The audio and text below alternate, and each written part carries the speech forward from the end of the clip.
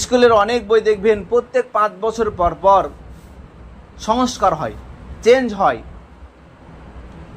অনেক বই আছে, যেমন ফাজাইল আমল বইটাও দেখবেন আপনারা কয়েকবার এটা সংস্কার হয়েছে। সব বইয়ে সংস্কার হয়, কিন্তু একমাত্র কোরআন, যে কোরআনের মধ্যে কোনো প্রকারের সংস্কার নাই। সুবহানাল্লাহ। আপনার বয়সের আগে কি বলেছেন? 100 বছর আগে, 200 বছর আগে, 300 বছর আগে না, 1400 বছর আগে আল্লাহ তাআলা সারা বিশ্বের, চাক সে বাংলাভাষী হোক, চাক সে ইরানি, চাই সে তুর্কি, চাক তার ভাষা হোক ইংরেজি, চাক তার ভাষা মালয়, চাক তার ভাষা ফিলিপাইন, চাক তার ভাষা চীন, সে যে কোনো বর্ণের, যে কোনো রঙের, যে কোনো ভাষার হোক না কেন, আনেওয়ালা লক্ষ লক্ষ উম্মতের কাছে চ্যালেঞ্জ দিয়ে বলে দিয়েছেন এটি এমন একটি কিতাব যে কিতাবের মধ্যে কোনো প্রকারের সন্দেহ নাই, সন্দেহের কোনো অবকাশ নাই। এই চ্যালেঞ্জ দেওয়ার পর আল্লাহ তাআলা বলতেছেন হুদান লিল মুত্তাকিন। এই কিতাবটা কাদের জন্য, কাদের কাজে আসবে? এই কিতাবটা এত দামি কাজ, এমন তো দামি কিতাব কাদের উপকারে আসবে? আল্লাহ বলছেন হুদান লিল মুত্তাকিন। এই কিতাবটি শুধুমাত্র পথ দেখাবে মুত্তাকিদের জন্য। এই কিতাবটি মুত্তাকিদের জন্য পথ দেখাবে, হেদায়েত হবে, পথ প্রদর্শক হবে মুত্তাকিদের জন্য। এখন প্রশ্ন হইল, মুত্তাকি আবার কিভাবে হব? মুত্তাকি কিভাবে হওয়া যায়? তার উত্তর তারপরে আল্লাহ তাআলা দিতেছেন। আল্লাযী বলে উত্তর দিচ্ছেন, মুত্তাকি তো তারা আল্লাযীনা ইউমিনুনা বিল গায়ব। মুত্তাকি তো তারা যারা গায়বের উপর বিশ্বাস করে, যারা আল্লাহকে না দেখে আল্লাহকে স্বীকার করে, যারা জান্নাত না দেখে জান্নাতকে বিশ্বাস করে, যারা জাহান্নাম না দেখে জাহান্নামকে বিশ্বাস করে, যারা কবরের জগতের যে ভয়াবহতাকে বিশ্বাস করে, যারা হাসরের কথাকে বিশ্বাস করে, যারা কিয়ামত দিবসের কথাকে বিশ্বাস করে, যারা কিয়ামতের আলামত সমূহের যেই ঘটনাগুলো আল্লাহ রাসূল বলেছেন, কোরআনে বলেছে, হাদিসে বলেছে, সেগুলাকে বিশ্বাস করে, তারাই হচ্ছে মুত্তাকি। আল্লাহ তাদের পরিচয় দিয়ে বলতেছে আল্লাযীনা ইউমিনুনা বিল গায়ব। মুত্তাকি তারা যারা গায়বের উপর বিশ্বাস করে, যারা গায়বের উপর বিশ্বাস করে, আল্লাহকে না দেখে আল্লাহর প্রতি বিশ্বাস স্থাপন করে, এরাই হচ্ছে মুমিন, এরাই হচ্ছে মুত্তাকি। অতএব এই কোরআন মাজিদ আমাদের জন্য হেদায়েত দিবে যদি আমরা মুত্তাকি হতে পারি। আর আল্লাহকে তো আমরা দেখি না, আল্লাহকে না দেখে আল্লাহর প্রতি বিশ্বাস স্থাপন করা, এটি হচ্ছে মুত্তাকিদের প্রথম সিফত। আর সে রব কেমন? যালিকুমুল্লাহু রাব্বুকুম খালিকু কুল্লি শাই লা ইলাহা ইল্লা হুয়া ফাআন্নী তুফাকুন। সে আল্লাহ তো তিনি, যিনি রব্বুকুম, যিনি তোমাদের রব, খালিকু কুল্লি শাই, যিনি সমগ্র জগতের সৃষ্টিকর্তা, লা ইলাহা ইল্লাহু, তিনি ছাড়া দ্বিতীয় কোনো ইলাহ নেই, উপাস্য নেই। ফাআন্নী তুফাকুন, হে উম্মত তোমরা যেখানেই থাকো না কেন, সে আল্লাহ, সেই রব তোমাদের সাথেই আছে। সে রব আমাদের শিরা, আমাদের প্রত্যেকটা জায়গায় আছে। সে রব হচ্ছে এমন রব, যে রবকে না দেখেই আল্লাহকে, সেই রবকে বিশ্বাস করতে হবে। সেই আল্লাহ এমন আল্লাহ যাকে না স্পষ্ট করেই তাকে স্বীকার করতে হবে। সেই রব এমন রব যে রবকে না দেখেই বিশ্বাস করতে হবে। সেই রব হচ্ছে আমাদের সৃষ্টিকর্তা। তিনি সব জায়গায় বিরাজমান, তিনি সব জায়গায় বিরাজমান। এর প্রমাণ যদি জানতে চান, তাহলে আপনাদেরকে দিয়ে একটি আমি প্রমাণ দিতে পারি। এই যে আমাদের জীবন, আমার জীবন, আমি আপনাদের সাথে কথা বলতেছি, আপনি বলবেন আপনার মুখ আছে সে কথা বলছেন। আমি আমার হাত দিয়ে আমি আমার পাশে কোনো একটা জিনিস ধরতেছি, আপনারা বলবেন আপনার হাত আছে সে ধরতেছেন। আমার পা দিয়ে আমি হেঁটে আসলাম, আপনি বলবেন আপনার পা আছে সে হেঁটে আসছেন। আমার চোখ দেখতেছে, আমি দেখে আসছি, তা আপনি বলবেন আমার চোখ আছে সো আমি দেখতেছি। মুহতারামা মা ও বোনেরা, একটা দিন আসবে আমি মোহাম্মদ আলী, আমার হাত থাকবে কিন্তু হাত কাজ করবে না, আমার চোখ থাকবে কিন্তু চোখ কাজ করবে না, আমার পা থাকবে কিন্তু পা চলবে না। ও মুহতারামা মা ও বোনেরা, আপনাদেরও হাত পা থাকবে, চলবে না। আপনাদের চোখ থাকবে, দেখবে না। আপনাদের মুখ থাকবে, কথা বলবেন। একটা সময় আসবে, তো তখন কি বলবেন? তখন বলবেন মোহাম্মদ আলীর জীবন চলে গেছে, মোহাম্মদ আলীর রুহটা বের হয়ে গেছে, এই জন্য এই হাত আর চলে না, এ মুখ আর কথা বলে না, এ পা আর চলে না। তো আপনাকে তাহলে আমি প্রশ্ন করব, আমার রুহটা কোথায় ছিল? রুহ কোথায় ছিল? রুহটা কোথায় বলেন? তো কেউ বলে রুহ তো আছে কোথায়? বুকে। তো বুকে যদি রুহ থাকে তো পা চললো কেন? পা তাহলে কি মরা? পা কি তাহলে চলছে কেন? অনেকে বলছে রুহ থাকে মাথায়, মাথায় যদি রুহ থাকে তাহলে হাত চলছে কেন? চোখ দিয়ে দেখছি কেন? হাত তো আর এক জায়গায় আছে, রুহ আছে আর এক জায়গায়।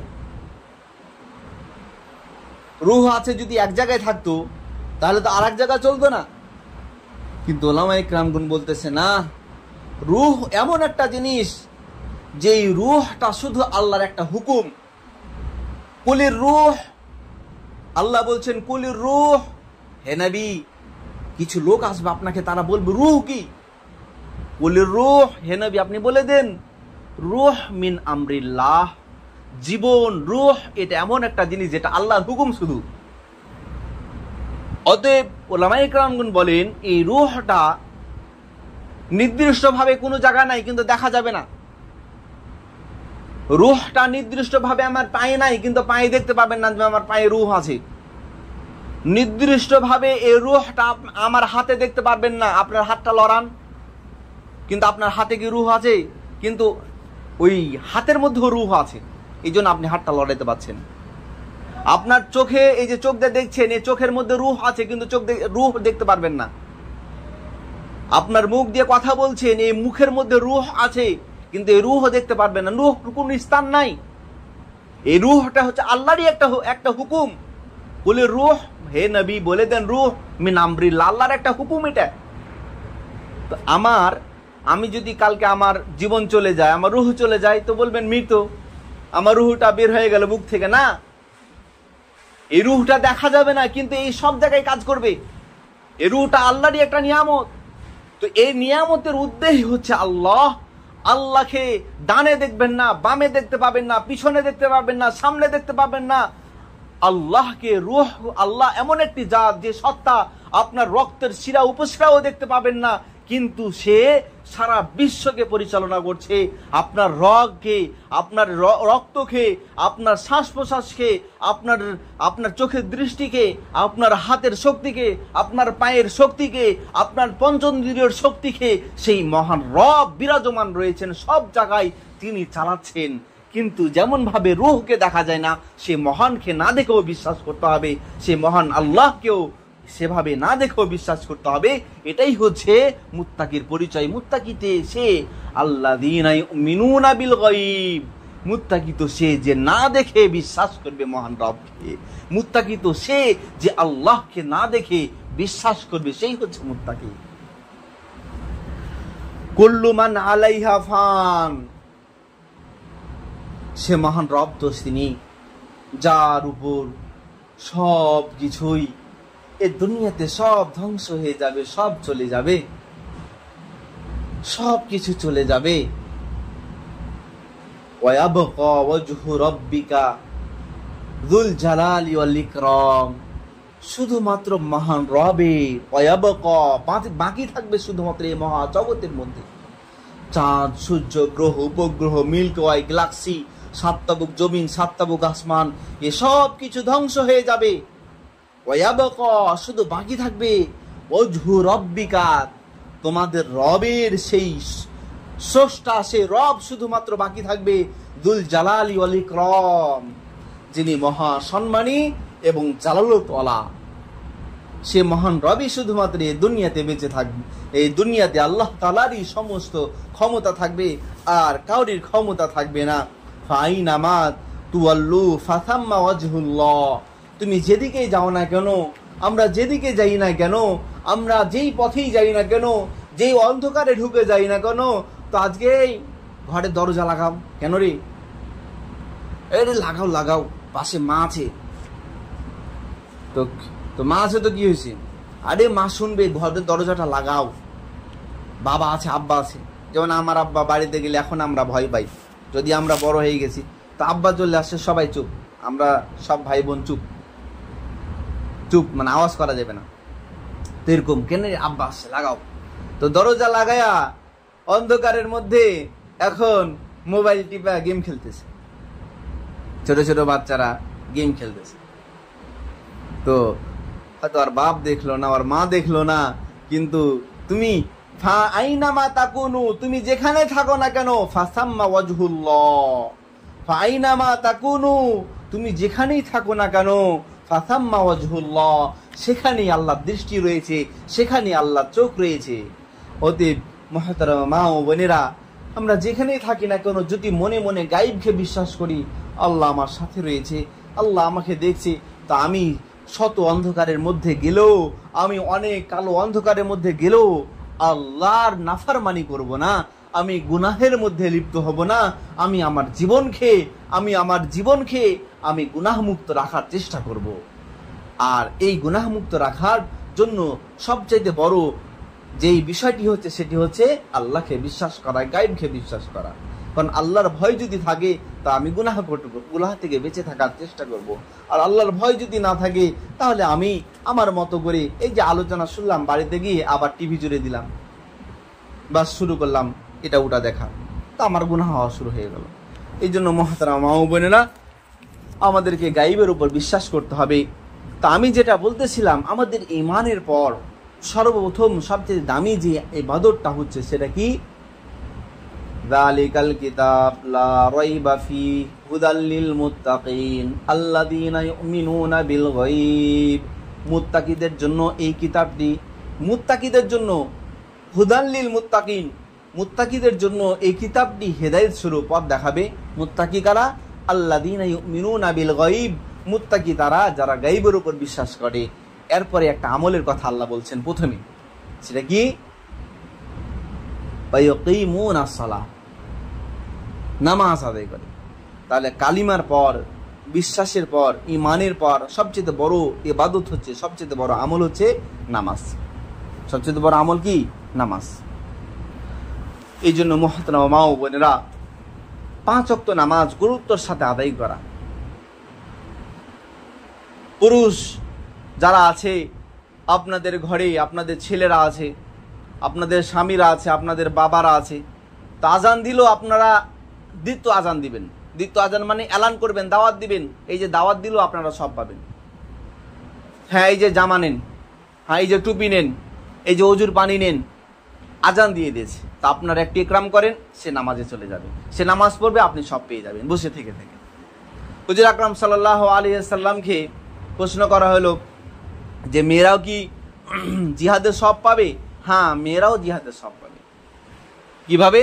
যে পুরুষরা ঘরের বাইরে জিহাদে যাবে, আর মেয়েরা ওই পুরুষদেরকে যদি উৎসাহ দিয়ে আল্লাহর রাস্তায় বের করতে পারে, আল্লাহর দিন প্রতিষ্ঠার জন্য বের করতে পারে, তো ওই মেয়েরাও সেই তার স্বামীর বা তার ছেলের, তার ভাইয়ের পূর্ণ নামাজ পড়ার, কবুল জামাতের সাথে নামাজ পড়ারও সে সব পেয়ে যাবে।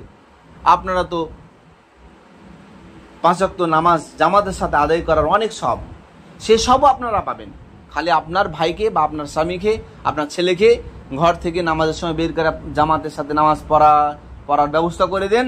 আপনার আমল নামে কিয়ামতের দিন দেখবেন আপনিও 5 ওয়াক্ত নামাজ জামাতের সাথে আদায় করার সব পেয়েছেন। কারণ আদাল্লু আলাল খায়রি কাফাইলিহি, যে ভালো কাজে কেউ যদি পথ প্রদর্শন করে, ভালো কাজের জন্য যে কাউকে যদি উদ্বুদ্ধ দিয়ে সে ভালো কাজটা করিয়ে নেয়, কাফাইলিহি, সে যেন সেই ভালো কাজটা করলো। অতএব 5 ওয়াক্ত নামাজ গুরুত্বের সাথে আদায় করা। মা ও বোনদের জন্য তো জামাতে যেতে পারবে না, মা ও বোনদের জন্য আজান শুরু হলো প্রথমেই আপনারা নামাজ শুরু করবেন। এমন না যে আপনাদের তো আর এমন না, আপনারা কি কোনোদিন আপনাদের স্বামীর সাথে আপনাদের বাবার সাথে পরামর্শ করেছেন আমাদের জন্য টাইম ফিক্সড করা হোক?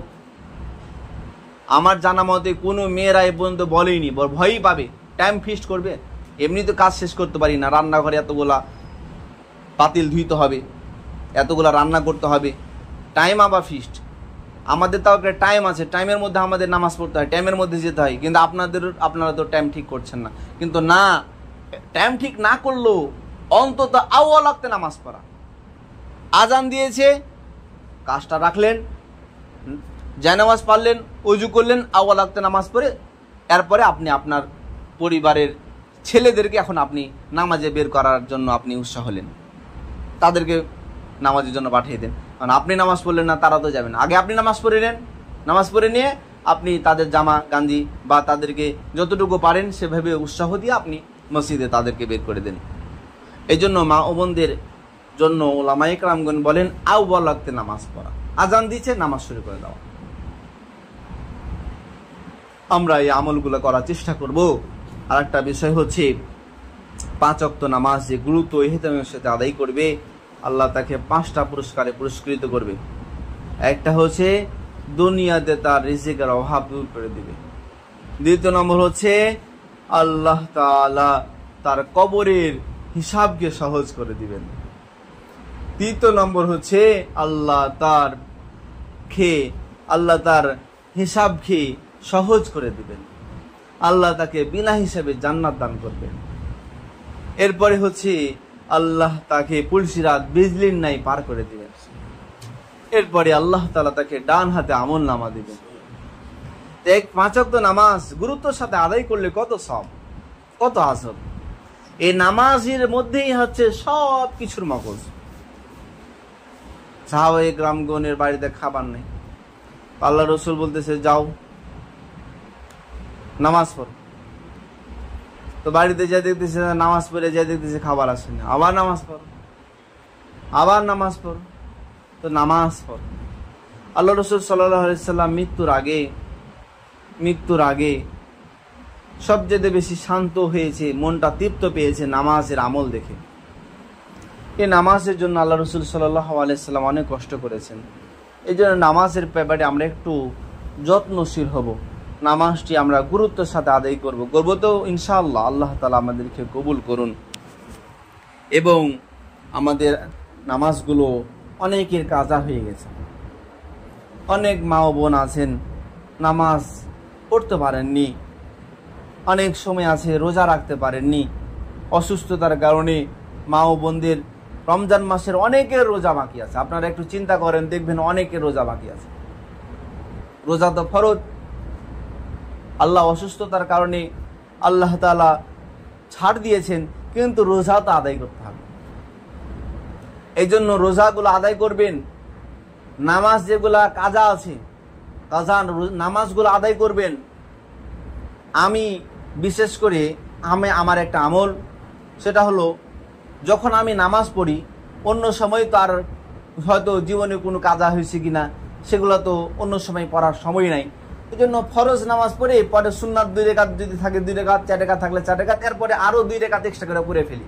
এটা আমার জীবনের প্রথম যে কাজাটা আল্লাহ যদি বাদ হয়েছে সেই কাজাটা আদায় করলাম। এভাবে নিয়াত করবেন যে আল্লাহ আমি 2 রাকাত নামাজ পড়তেছি, প্রথম আমার জীবনে যেটা ফজরের নামাজ কাজা গেছে সেটা আদায় করলাম।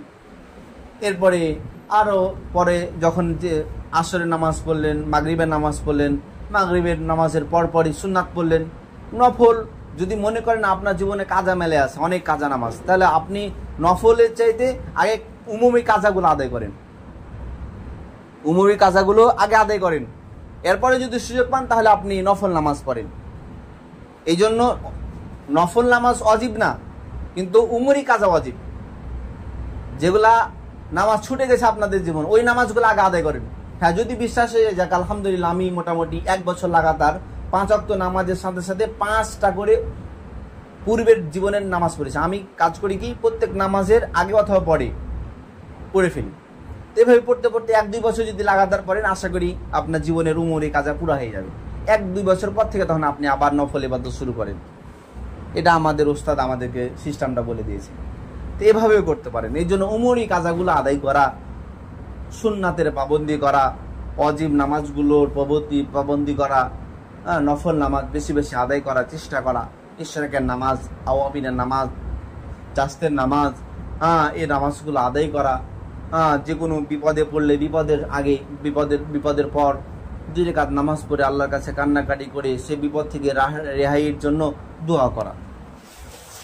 এরপরে যখন এবং আরেকটা বিষয় হচ্ছে নামাজ হুজুর আকরাম সাল্লাল্লাহু আলাইহি ওয়াসাল্লাম যেভাবে পড়েছেন সেভাবে নামাজকে আদায় করব। সাহাবায়ে কেরামগণ যেভাবে নামাজ আদায় করেছেন সেভাবে নামাজ আদায় করার চেষ্টা করব। ইচ্ছা মতো নামাজ না পড়া, এই জন্য নামাজের মাসালাগুলো পড়া, আহকামুন নিসা আছে, সেখান থেকেও অনেক আপনারা মাসাইলগুলো জানতে পারেন। আপনাদের স্বামীদের কাছ থেকেও জানতে পারেন যদি জানতা থাকে। সে মাসালাগুলো, অথবা কোনো বোন যদি নামাজের মাসালাগুলো জানে, তা আপনারা সেই বোনের কাছ থেকেও মাসালাগুলো জেনে নেবেন। চেষ্টা করবেন এই মাসালাগুলো জেনে পড়া। অনেক মা ও বোন দেখি তারা নামাজ অনেক সময় ভুল পড়ে। তো নামাজের টেলিং নেওয়া, আর নামাজের টেলিংটা বেশি হবে জামাতে আসলে। আপনি ঘরে বসে বসে আপনার ভুলটা ধরতে পারবেন না। আপনি যদি আল্লাহর রাস্তায় একটু বের হন 2 দিনের জন্য, 3 দিনের জন্য, তাহলে হয়তো ভুলটা ধরতে পারবেন। আপনি ঘরে বসে কি শিখবেন? আপনার ছেলে মেয়েরা তো ডাক্তার ইঞ্জিনিয়ার কি ঘরে বসে থেকে হয়েছে, নাকি আল্লাহর রাস্তায় গিয়ে আল্লাহর রাস্তায় বের হয়েছে ডাক্তার ইঞ্জিনিয়ার হয়েছে? এর জন্য আলেম, সে তো কখনো ঘরে বসে আলেম হইতে পারবে না, তাকে আল্লাহর রাস্তায় বের হয়ে আলেম হইতে হবে। তাকে তার ঘর থেকে, তার পরিবার থেকে বের হয়ে তাকে আলেম হইতে হবে। তদরূপভাবে দিন শিখার জন্য, আমল শিখার জন্য, বন্দেগি শিখার জন্য আমাদেরকে কিছু সময়, মেয়েদের তার ওরকম, আপনারা তো বড় হয়ে গেছেন, আপনারা তার মাদ্রাসায় ভর্তি হতে পারবেন না, অন্তত আপনারা চেষ্টা করবেন আল্লাহ রাস্তায় বের হয়ে 2 দিনের জন্য, 1 দিনের জন্য গিয়ে সেখানে নামাজগুলো শিখে নেওয়া এবং বেশি বেশি জিকির করা, জিকিরের পাবন্দি করা, সকাল সন্ধ্যা জিকির করা। আল্লাহ রাসূল সাল্লাল্লাহু আলাইহি ওয়াসাল্লাম বলেছেন, ওয়াল্লাযী ইয়াযকুরু রাব্বাহু ওয়াল্লাযী লাম ইয়াযকুর রাব্বাহু মাসালুল হাইয়্যি ওয়াল মাইয়্যিত। যে ব্যক্তি আল্লাহ তাআলা জিকির করে আর যে আল্লাহর জিকির করে না, তারা জীবিত এবং মৃত ব্যক্তির মতো। ওতে বেশি বেশি জিকির করা, জিকিরের আমল করা, জিকিরের পাবন্দি করা, প্রত্যেক নামাজের পর জিকির করা, সুবহানাল্লাহ 33 বার, আলহামদুলিল্লাহ 33 বার, আল্লাহু আকবার 34 বার, এই জিকিরগুলো করা। ঘুমার আগে, যখন ঘুমাবে নেশারে নামাজ পড়ে, আমাদের ওস্তাদগণ আমাদেরকে আমলটা করাইতেন ঘুমার আগে। ওই ঘুমার বিছানায় বসে, বিছানা পেরে দিতাম। আমাদের তো 1.5 হাতের বিছানা ছিল। মাদ্রাসা তো সেনাবাহিনীর মতো পড়তে হয়। তো ঘুমানোর আগে সেই বিছানায়, 1.5 হাতের বিছানায় বসে কোরআন শরীফ নিয়ে ওযু করে এসে সূরা ওয়াকিয়া নাকি সূরা মুলুক, সূরা মুলুকটা পড়ে আমাদের ঘুমাইতে হতো। তা আপনারা সূরা মুলুকটা পড়ে ঘুমানোর চেষ্টা করবেন। আর মাগরিবের নামাজের পর পর সূরা ওয়াকিয়া পড়বেন। হাদিসের কিতাবের মধ্যে আছে যে ব্যক্তি সূরা ওয়াকিয়া নিয়মতান্ত্রিক প্রত্যেক দিন পড়বে, আল্লাহ তাআলা সেই পরিবারকে বিপদ থেকে মুক্ত রাখবে, রিজিকের পেরেশানি থেকে মুক্ত রাখবে। আপনার পরিবারে অনেক বাচ্চা কাচ্চা অসুস্থ, পেরেশানি, আপনিও পারিবারিকভাবে বিপদগ্রস্ত হয়ে গেছেন, টেনশনে পড়ে গেছেন, হাই হুতাশ করতেছেন। তা আপনার হাই হুতাশ করা লাগবে না। আপনি মাগরিবের পর ওয়াকিয়া পড়বেন। আমার মাদ্রাসায়, মাদ্রাসাতুত তাকওয়া আল ইসলামিয়া, সেখানে মাগরিবের পর ছাত্রদের, ওস্তাদের সূরা ওয়াকিয়া পড়তেই হবে। সূরা ওয়াকিয়া না পড়লে আমাকে মনে হচ্ছে যে যেমন কোনো জায়গায় কেটে গেলে যেমন অশান্তি লাগে, একটা কেমন লাগে, ওরকম লাগে। তো সূরা ওয়াকিয়াটা আমল করার চেষ্টা করবেন, দেখবেন টেনশন মুক্ত থাকবেন। কোনো টেনশন, এই দুনিয়াতে পেরেশানি, এগুলা ক্ষণস্থায়ী। যদি আপনার আমল থাকে পূর্ণ, তা আপনার কোনো টেনশন নেই, আপনার জয় আর জয়। আল্লাহ আপনাকে সততার উপর রাখবেন, আল্লাহ আপনার রিজিকের পেরেশানিকে দূর করে দিবেন। অতএব মাগরিবের পর এলাও জিকিরের অংশ। মাগরিবের পরে মুত্তাসিলার নামাজ পড়ে সূরা ওয়াকিয়া পড়লেন, ঘুমার আগে সূরা মুলুকটা পড়লেন, তাবারাকাল্লাযী বিয়াদিহিল মুলকু ওয়া হুয়া আলা কুল্লি শাইইন কাদির। আমরা পড়তে পড়তে মুখস্থ করে ফেলেছি, আপনারা পড়েন, 1 বছর পড়লে মুখস্থ হয়ে যাবে, সবারই মুখস্থ হয়ে যাবে। সূরা মুলুক, ওয়াকিয়া এবং ফজরের নামাজের পর ইয়াসিন, ফজরের নামাজের পর ইয়াসিনের আমল করবেন। এগুলা জিকিরের অন্তর্ভুক্ত। আল্লাহ তাআলা আমাদেরকে কবুল করুন। প্রিয় মুহতারামা মা ও বোনেরা, তো আমাদেরকে এই আমলগুলা শিখতে হবে। ঘরে বসে থেকেও তা শেখা যাবে না, ঘরে বসে থেকে শেখা যাবে না, আল্লাহ রাস্তায় বের হইতে হবে। যে ব্যক্তি আল্লাহ রাস্তায় বের হইল দিন শিখার জন্য, আমলের জন্য, সে রাস্তায় যদি সে মারা যায়, আল্লাহ তাআলা তাকে শহীদের মর্তবা দান করবেন। আল্লাহ রাস্তার 100 কাল 1 বিঘাল, দুনিয়া ও দুনিয়ার মধ্যে যা কিছু আছে তার চেয়ে উত্তম। আল্লাহ রাস্তার ধুলাবালি এবং জাহান্নামের আগুন একত্রিত হবে না। লা ইয়াস্তামিউ গুবারুন নার ওয়া দুখানুন নার, যে জাহান্নামের আগুন এবং যারা আল্লাহ রাস্তায় বের হয় তাদের পায়ের ধুলাবালি একত্রিত হতে পারবে না। অতএব মুহতারামা মা ও বোনেরা, আল্লাহ রাস্তায় বের হয়ে আমাদের আমল শিখতে হবে, দিন শিখতে হবে, আমলের পাবন্দি তৈরি করতে হবে। করবো তো ইনশাআল্লাহ। যে আপনারা দুয়ার পর একটু তাশকিল করবেন, যারা যারা আল্লাহ রাস্তায় যেতে চান তাদের নামগুলো একটু লিখে নেবেন। কাদের স্বামীগণ বা কাদের বড় ছেলে থাকলে তাদেরকে নিয়ে আপনার আল্লাহ রাস্তায় যেতে পারবেন, ইজাজত আছে যদি স্বামী না থাকে। আর যদি স্বামী যদি বলে ঠিক আছে বড় ছেলের সাথে যাও, সেক্ষেত্রেও যেতে পারবেন। তো আপনারা তাদের আগে আপনারা নামটা লিখেন, তারপরে তাদের কাছে যে ইজাজত নেবেন। এমন না যে আমার স্বামী আমার ছেলেরা কি বলবে, না কি বলবে তো কি হয়েছে। আপনি যদি আজকে হায়াত চলে যায়, কালকে কি আপনার স্বামী বলবে এই না না আজকে মারা যাবে না, আজকে মারা গেলে খবর আছে, আরও 2 বছর থাকো তারপরে তুমি মারা যাবা, তখন কি আপনাকে এটা বলতে পারবে? পারবে না। আপনার এখন শ্বাস গেলে আপনাকে চলে যেতে হবে। তা আপনি আপনার জীবনের জন্য, আপনার আমলের জন্য নিয়াত করবেন। এখানে আপনার বাড়ির পরামর্শ লওয়ার কি দরকার? রে ভয়, বাড়িতে গেলে আবার যদি বকা দেয়, বকা দেওয়ার কি আছে? আপনার জীবন এখন যদি চলে যায়, আপনি অনুমতি নেবেন জিব্রাইল থামো, আমার স্বামী বকা দিবে আমাকে, আমার বেটা আমাকে বকা দিবে, এটা বলা যাবে না। আপনার আমলের জন্য আপনাকে এখনই নিয়াত করতে হবে, না আমি আল্লাহর জন্য, আল্লাহকে ভালোবেসে নাম লেখালাম, বাকি পুরা করার দায়িত্ব আল্লাহ। আল্লাহ যদি আমার তাকদিরে লিখে থাকে, আল্লাহ আমার স্বামীকে, আল্লাহ আমার স্বামী বা আমার ছেলের মনকে ঘুরাই দিবে, আমাকে নিয়ে যাবে। তো আপনারা নিয়াত করবেন ইনশাআল্লাহ। দোয়া হবে সকলে ইস্তেগফারুল্লাহ, আস্তাগফিরুল্লাহ রাব্বি মিন কুল্লি যামবি ওয়া আতুবু ইলাইহি, লা হাওলা ওয়ালা কুওয়াতা ইল্লা বিল্লাহিল আলিয়্যিল আযীম। আল্লাহুম্মা আমিন। রব্বানা যালামনা আনফুসানা ওয়া ইল্লাম তাগফির লানা ওয়া তারহামনা লানাকুনান্না মিনাল খাসিরিন। ربي يسر ولا تعسر وتمم علينا بالخير. ربنا ظلمنا أنفسنا وإن لم تغفر لنا وترحمنا لنكونن من الخاسرين. ربي يسر ولا تعسر وتمم علينا بالخير. اللهم حبب إلينا الإيمان وكره إلينا الكفر والفسوق والعصيان واجعلنا من الراشدين واجعلنا من الذين لا خوف عليهم ولا هم يحزنون. اللهم طهر قلبي من النفاق وعملي من الرياء وألسنتي من الكذب فإنك تعلم خائنة الأعين وما تخفي الصدور. اللهم انصرنا يا خير الناصرين. ইয়া আল্লাহ, তুমি আমাদের সমস্ত গুনাহকে মাফ করে দাও। ইয়া আল্লাহ, আমাদের কথার মধ্যে কোনো ভুল ভ্রান্তি হলে তুমি মাফ করে দাও। ইয়া আল্লাহ, তুমি আমাদের আমলের মধ্যে কোনো ভুল ভ্রান্তি হলে মাফ করে দাও।